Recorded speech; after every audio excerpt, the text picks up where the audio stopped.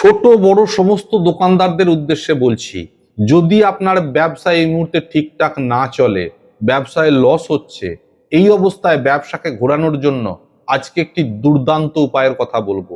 আমি গ্যারেন্টি দিয়ে বলছি, এই উপায়টি আপনারা পালন করবেন। এটা করবেন বুধবার দিন।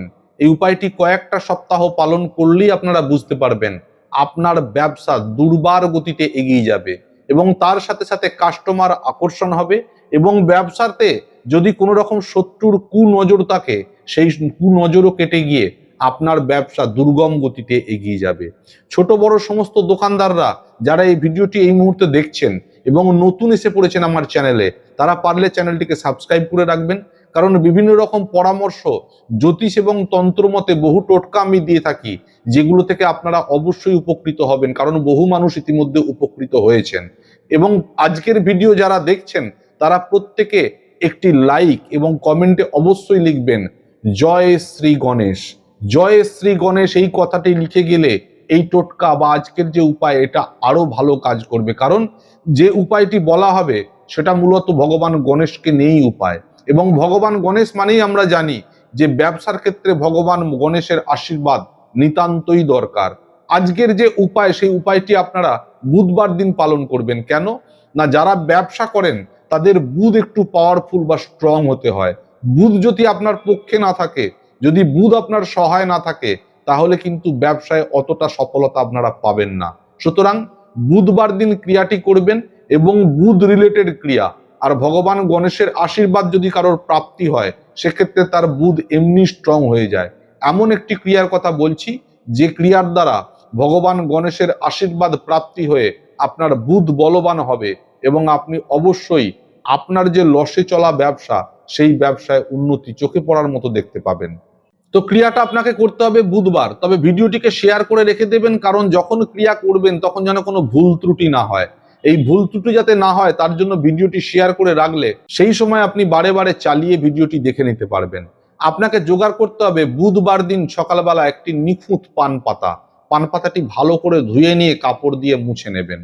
পান পাতার মধ্যে তেল হলুদ দিয়ে স্বস্তিক চিহ্ন অঙ্কন করে নেওয়ার পর এই পান পাতার মধ্যে এই স্বস্তিক চিহ্নের ওপরেই কয়েকটি দ্রব্য আপনাকে রাখতে হবে। 1 চিমটে আতপ চাল, 1 গিঁট কাঁচা হলুদ, 4টি ফুলযুক্ত লবঙ্গ, 4টি সবুজ এলাচ এবং তার সাথে একটি গোটা সুপারি। এবার এই সমস্ত দ্রব্যগুলো সমেত পান পাতাটা নিয়ে একটি লাল কাপড়ের মধ্যে মুড়ে আপনি ভগবান গণেশের চরণে এটাকে কিছুক্ষণের জন্য রাখবেন এবং তখন একটি মন্ত্র আপনি জপ করবেন।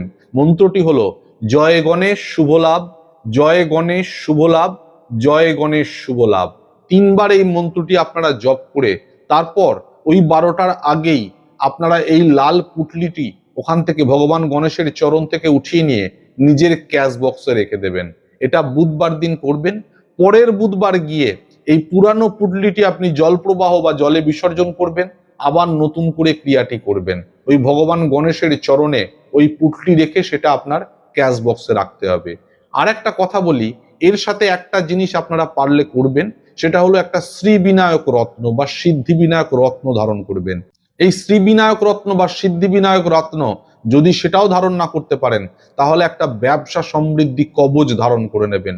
যখন এই কবচ বা রত্ন ধারণ করবেন এবং তার সাথে এই ক্রিয়াটি বুধবার করবেন, আপনি কয়েকটা সপ্তাহ করে দেখুন, আমার কথা মিলিয়ে নেবেন, ম্যাজিক্যাল রেজাল্ট পাবেন। আপনার ব্যবসা যতই লসে চলুক বা ঠিকঠাক না চলুক, সেই ব্যবসা এতটাই ঘুরে যাবে, পাশের দোকানদার আপনার উপর হিংসা করতে বাধ্য হবে। এই ক্রিয়াটি অত্যন্ত সফল ক্রিয়া, প্রচুর মানুষ এই ক্রিয়ার দ্বারা উপকৃত হয়েছে। অবশ্যই ক্রিয়াটা আপনারা মেনে চলুন। আর এই যে আপনারা পুটলিটা রেখেছেন, এই পুটলিটা যখন রেখেছেন, নিজের অঙ্গে আপনি ব্যবসা বৃদ্ধি কবচ বা সিদ্ধি বিনায়ক রত্ন ধারণ করেছেন, সকাল সন্ধে আপনি এই পুটলিটার উপর ধূপ দেখাবেন। প্রত্যেক দিন ধূপ এবং দীপ দেখাবেন। যত বেশি ধূপ দীপ দেখাবেন, তত এই পুটলিটা এনার্জাইজড হবে এবং এর সঠিক পূর্ণাঙ্গ কাজ করতে পারবে। আপনারা এই ক্রিয়াটি কয়েকটা সপ্তাহ করে দেখুন, আমার কথা মিলিয়ে নেবেন, ব্যবসায় আপনার জয় হবেই, ব্যবসায় আপনার উন্নতি হবেই। এবং তার সাথে সাথে এটাও জেনে রাখবেন, এই যে রত্ন বা কবজের কথা বললাম এবং এই ক্রিয়ার কথা বললাম, এটা যদি একসাথে আপনারা করতে পারেন, এতে রোগ মুক্তি এবং শত্রু জয় যোগও তৈরি হয়। অর্থাৎ ব্যবসার ক্ষেত্রে যদি শত্রুতা আসে, সেগুলো কেটে গিয়ে ব্যবসায় আপনি অপরাজেয় হয়ে যাবেন এবং তার সাথে সাথে শরীরে যদি কোনো রোগ বাসা বেঁধে থাকে সেই রোগ থেকেও অনেকাংশে আপনি মুক্ত হবেন।